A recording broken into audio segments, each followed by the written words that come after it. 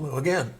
In this tutorial, we're going to be looking at DXF files and what you can do with them in and out of LaserBoy. So, first thing I'm going to do is I'm going to go I to import a file. I'm going to hit 2 for DXF. I'm going to replace the current frame set with a DXF file, and we'll just go ahead and load DXF.dxf. And the one that I just loaded is different than in the current distribution of LaserBoy, but I'm going to just go ahead and slide this one in there because I like this frame a little bit better. This actually describes everything that the DXF import in LaserBoy can read. Okay, so the way DXF works is, let me show you, it is in fact a text file. It is a plain ASCII text file, and this is basically what it looks like. Okay, you can read this, you can open it and read it in Notepad. Now there's probably going to be tons of stuff above this line right here, but this is what LaserBoy is looking for when it goes ripping through a DXF file. It's actually looking for this tag right here, entities, because this is the beginning of the section where the drawing primitives are described in plain text and also using real numbers. See, there's a real number right there. Okay, so this is a line, and this is the color of the line. It's the 4th index in the palette, and 10 designates the x coordinate of the first point, 20 is the y coordinate of the first point, 30 designates the z coordinate of the first point, 11 is the x coordinate of the second point, which is the end of the line, and here's the y coordinate, and here's the z coordinate, okay? And then this designates the end of the line section, and we begin the circle section, okay? And all of this, when it's opened in LaserBoy, basically looks like this. Okay, here's the line, and here's the circle, and the arc, and the ellipse, and the polyline, and so on. Okay, what's not shown here is the LW polyline, which is pretty much the same thing as the polyline, the 3D face, and text. Well, text is kind of shown here because that's what all of this text is. This is text that is actually rendered in the DXF file. I made this DXF file using just an ordinary two-dimensional CAD application that just happens to save DXF as one of its formats. Okay, right. So something that's interesting to note here is that LaserBoy can also save frames as DXF, but one thing that you need to know about that is, okay, if we show the vertices here, you see this isn't really a circle. This isn't really an arc, this isn't really an ellipse, because the way vector information is stored in memory of LaserBoy and also in an ILDA file and also in a LaserBoy formatted WAV file is absolutely literal, meaning there is no descriptive way to say, I want a circle, I want this to be the origin, I want this to be the radius, and so forth. That doesn't work that way. The only thing that can be stored in the LaserBoy memory, in an ILDA file, or in a LaserBoy formatted WAV file is actual literal vector data. And you see this point and this point designate a straight line between them. So this is not really a circle, it's a polygon. Okay? So if you go to save this as a DXF file, which you can, the only thing it can possibly save is the point, the line, and the polyline, because that's all there is. You know, it can't figure out, oh, this is text, and oh, by the way, what font is it, and how do we, you know, decrypt these vector, you know, segments here back into characters, which could then be printed into this text file, this one right here, you see, because there's just no way to do that. This is one of those situations kind of like when you're, see, here's I just saw it there. Where is it? Yeah, here we go, text. See? Here's a text entity, right? And it says polyline. So this polyline is this right here. That in what I just showed you describes this in DXF. Okay. Now what I was going to say was, this is one of those examples where it's easy to go from A to B, but it's pretty much impossible to go from B back to A. Another example of that would be, it's easy to go from a vector image like this to convert it to a raster image like a bitmap, because essentially that's exactly what you're looking at right here. This is a raster image of vector space. But it's very difficult to convert a raster image back into vector space. It can be done with varying degrees of success or accuracy, but if you really want to do it and do it well, you pretty much have to do it manually by tracing vectors over a bitmap image and doing it by hand and with an artistic eye to do it. So, anyways, getting back to what I was saying. If you have an application that creates DXF files and you try to open them in LaserBoy and you're not getting anything, you might want to take a look at your DXF file in a text editor like this and look through it and see if you can find the beginning of this section that starts with entities, and see if you can see any of these familiar tags in here that LaserBoy actually does know how to read. Now, one thing I've noticed is that there are ways in DXF files to take a bunch of drawing primitives like circles, lines, points, arcs, whatever, and conglomerate them into a group, like make an object out of them, so that it becomes one thing that you can select and move around and it doesn't come apart when you try to move it. LaserBoy cannot read into groups. It has to read the most primitive line or entities that are described in this file format.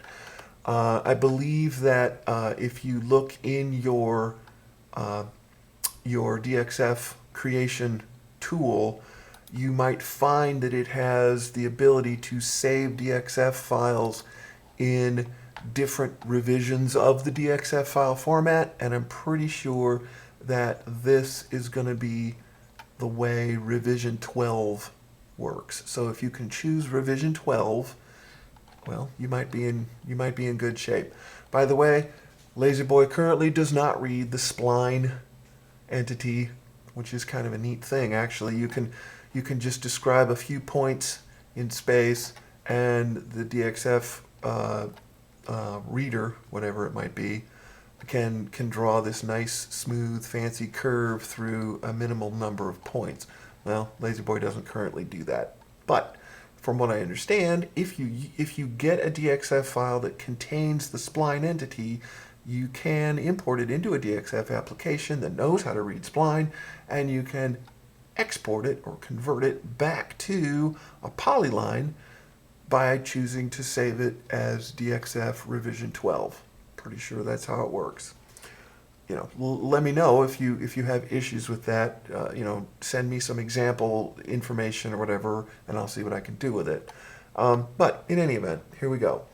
Okay, let's hide this again. Okay, so now, some interesting things that can happen when you create a DXF file and you try to use it as something for color laser projection. The objective of DXF is absolutely not the same as the objective for any kind of laser art, meaning, you know, a DXF file doesn't care how many points there are, it doesn't care whether or not certain elements of the frame get repeated for whatever reason, it doesn't care if there are little hidden points here and there that enable, you know, the DXF renderer to find the location of things that you might not even be able to see those points or those extra doubled lines in a DXF editor. So it's not really an issue if you're dealing strictly in the realm of DXF, but it certainly is an issue if you're dealing in the realm of laser display. So one of the things that I included here is I'm going to show you a little demonstration here. I'm going to go into menu L, and I'm going to hit the backspace or backslash and then shift and hit the pipe, which selects everything in the frame, and I'm going to tap the C key to copy everything in the frame. So now if I go into menu U, I turn on option G, escape, and I rotate, you can see there's two of everything now, right? See, there's two of it. I just doubled everything in this frame. Okay. So in menu H, we have this thing here that says remove equivalent vectors. Okay. So what that means is LaserBoy goes through and it looks at every single vector and it compares it to every other vector in this frame. And if it finds that it has the same beginning point and the same end point and it is the same color, it considers it to be redundant and therefore useless, and it removes it. Watch. K. Boom. Okay, now we escape and we rotate and we're back to just one of everything. Okay? So that's one way that LaserBoy enhances or improves what can come in from a DXF import, okay? And another thing is we have remove dots, okay? If you know that your image should not have any dots in it, for whatever reason, you don't have single points, there's only one in this particular example, it's right here, okay? But if you have reason to believe, because you've examined it by rotating it around like I just showed you, if you have reason to believe that there are points that were only used in the DXF drawing to give the DXF rendering system some clue as to where objects might be located, you can in fact find them and remove them by this where is it? Remove dots, not lines, just dots. So I hit H and watch what happens. Boom, it's gone. See, it's blank now, right? It didn't actually remove the blanking path to it and from it, but it blanked it. It removed it, okay? So that point is no longer there. And that would, of course, apply to any single point. What is a point in laser display? Well, a point is the laser comes to a location, a coordinate location, and, you know, blank, right? It stops there, it unblanks, it stays there, it blanks again, and it moves off to some other location as a blank line. So that single coordinate location has two copies of that coordinate. One is the entry where it came from, the destination of the vector that it came from, that's blank. And then the second one is that same coordinate location that is not blank, it's lit, and then it goes off to another destination point which is blank, and then it might start another lit segment. So that's a point, okay? And, you know, there are many, I'll show you, there's many example frames in in.ild that comes with the application that are in fact nothing but points, like this one, for example. Okay, you can see there's a whole bunch of dots, and because we have the, well, I'll show you. Let's go back to here, go back to G, turn off. Okay, see, this is three-dimensional space. It's like a star cluster thing, and those are individual points. Each one of these things has no magnitude. It is a vector with zero magnitude. And the only thing that's lit is the anchor point and the destination point at this coordinate location. Okay? So, anyway. There. In, 2, 1, DXF. Back to here. Okay. All right, so that pretty much describes, okay, how you would import a single DXF file. And LaserBoy comes with a couple of them. I'll show you, it comes with, by default, you get amp.dxf, which is a schematic diagram of one of the channels of the correction amplifier. And it comes with dxf.dxf, which isn't this. It's similar to this, actually. And I'm going to replace it with this because I like this better, like I said. But we have some other ones here to look at. Okay, some time ago, my brother actually, who is an industrial product design engineer, he works with 3D CAD applications all the time.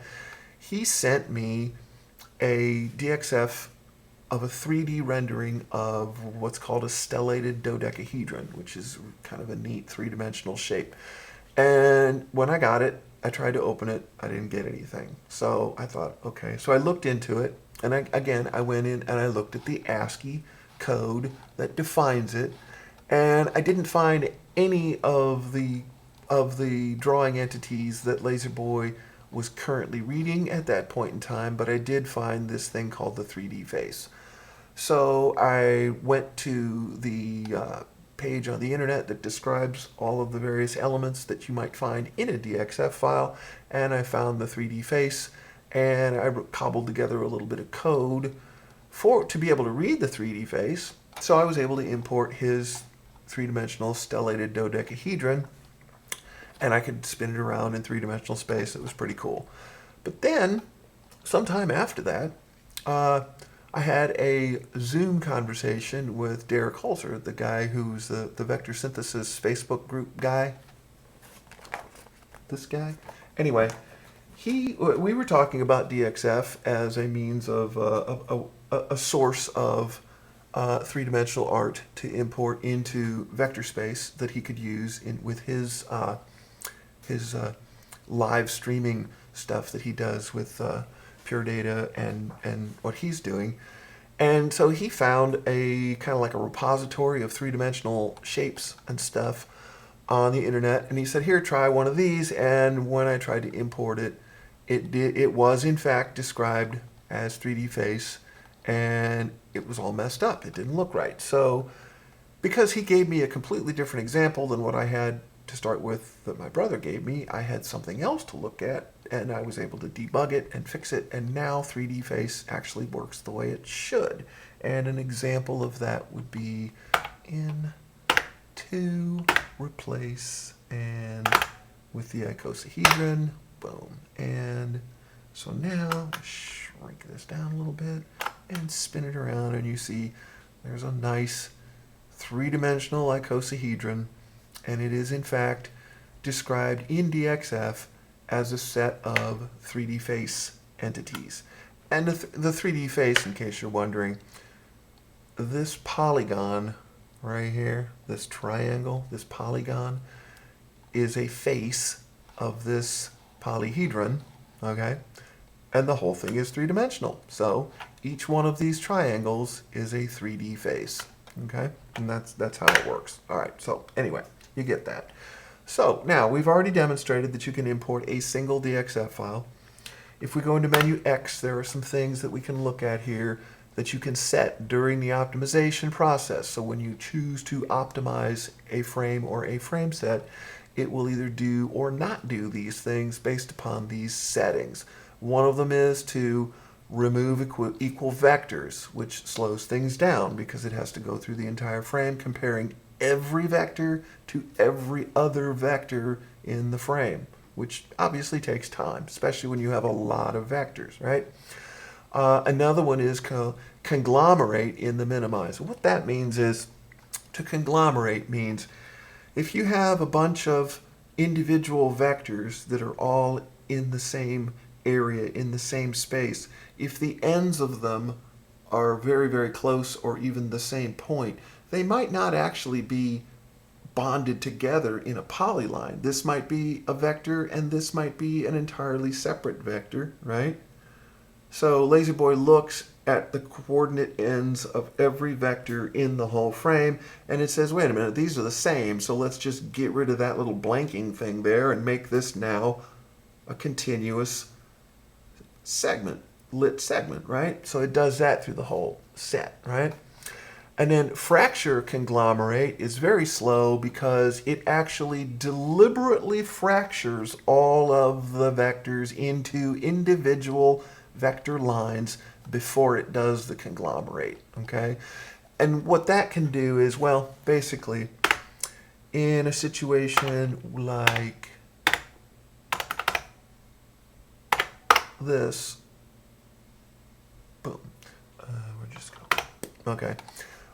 There might be, well, I don't know if this is necessarily the best example, but in any event, what I'm getting at is if you have a lot of things that are overlapping each other and beginning and ending and wherever they begin and end, and you have to make your way through all of those points with what you might call the shortest path to get through all of them, a LaserBoy might actually be able to find a shorter path by fracturing all of them and then reordering the entire set in a different way based upon the fact that each one of these vectors is broken into a separate lit segment.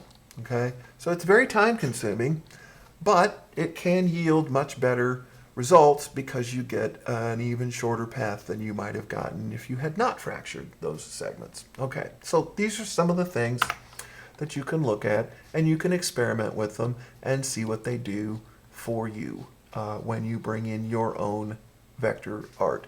Another thing that I think is really important, I haven't pointed it out yet, and I probably should have much earlier on, this, when you output something, okay, if it is an ILDA file, a DXF file, or a text file, you can either turn this on or turn this off. And this auto minimize means, well, if you have something, a frame or a frame set, and you want to save it as any of these file formats that are listed here, if this is on, LaserBoy will minimize the whole thing before it saves it to a file, which basically it gives you a file that is as small as it could possibly be because it strips out all of the extra points that were added for optimization, like all of the collinear points along long lines that control scanner velocity, all the dwell points in the angles that make the scanners pause before they go ripping off into another direction. It gets rid of all of that, okay? And another thing too is if you're going to save DXF for whatever reason, there's two ways to do that. Okay, if you look in the, see, here's the palette for DXF. This is, if your DXF editor does not specify that you are in what you might call true color mode, basically there's two ways to get color in a DXF file. You can use an index in this palette, which means you only need to designate the color by one single number, and that number is the index in this palette, okay? Or you can designate the color of all of these entities using discrete red, green, and blue values for each one of these drawing primitives. And that's what this is all about. Okay, so when you save DXF, you do have the option of saving a DXF file in true color. And the reason it says 420 here is because that's the tag that you find. See, here I'll show you. Standard palette color in a DXF file is the tag 62. And this designates the 6th index in that palette that I showed you. So this is the color. This is the tag that designates the color. This is the value of the color, which is the index into the palette. If this number here was 420, there would be a red, green, and blue value that follow. That would be individual values. Okay, so that's the difference. That's what 420 means. It designates the tag in the text file, in the DXF text file that represents the color of an entity. Okay. So, now, LaserBoy, apart from everything that I just showed you, can also, well, I already showed you that it can import three-dimensional DXF, which is kind of nice. And also, something else that's interesting, I'll go ahead and I'll bring that back in again to DXF, replace, and bring in the icosahedron, and boom, there it is. And let's shrink it down and rotate a little bit so we can see that it is three-dimensional. And let's go into menu H, and if I optimize this, W, well, see, there. See, it added all the points along all these, and it rearranged the order of these, the vectors in the set to be the shortest path, and it's three-dimensional. It's still three-dimensional, which means if you wanted to, you could in fact save this, and I'll show you. Go into menu X, and it says flatten Z for wave output, no Z data in channel 6. Well, currently this is off. So if I were to save this as a wave file, either this still frame for some number of seconds or just one time through this frame as a little wave segment that's just one iteration of this vector set, it would save Z. It would save Z in Z data in the 6th channel. So your wave would in fact be three-dimensional.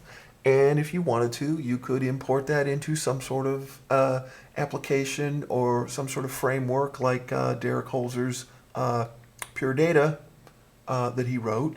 And it would be three-dimensional information. And if you had some sort of math or algorithms that were able to manipulate the 3D wave set as 3D information, the Z would be there. It's there, okay? So there's that.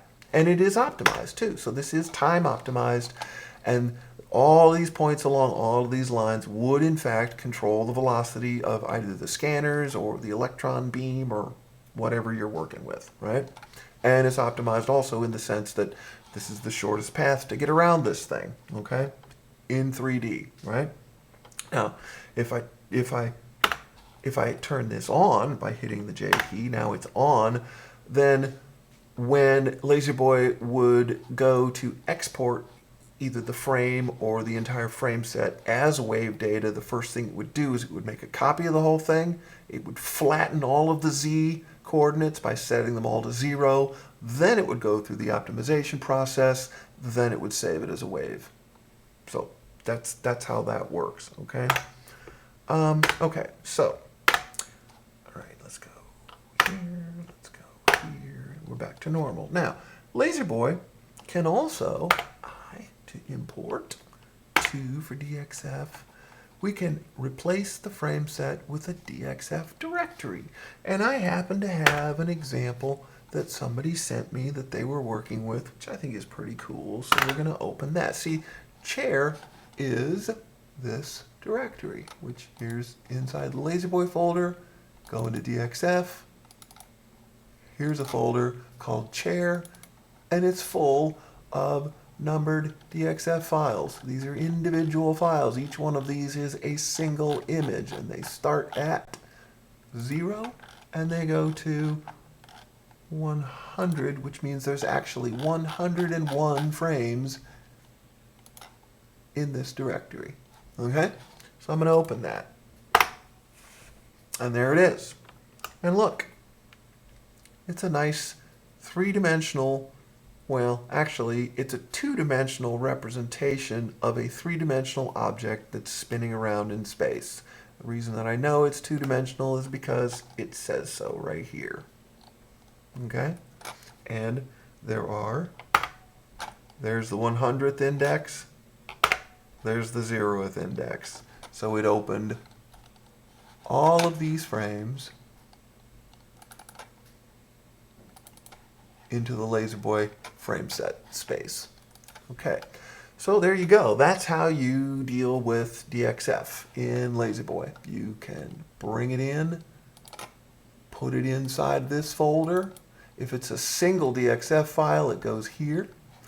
And if it's a set of DXF files that you want to import as a frame set, you put it inside of a named directory, and then you open the directory by name. Okay. Something else that's kind of cool that came with the same example that this guy that sent me this chair thing, he sent me something else that's pretty neat. If I go in and I go to, and I want to replace the frame set with a single frame, I can open SketchUp 1, and it looks like this. What is that? Well, that is, hang on, there. This is a table and chairs in 3D. I have no idea where this came from or why he wanted to make this, because this is obviously way too much information for laser display, but you might be able to do something along these lines on an oscilloscope or a modified vector display of some sort that can handle the bandwidth required to get through all of this in a fairly short period of time. All right? So anyway,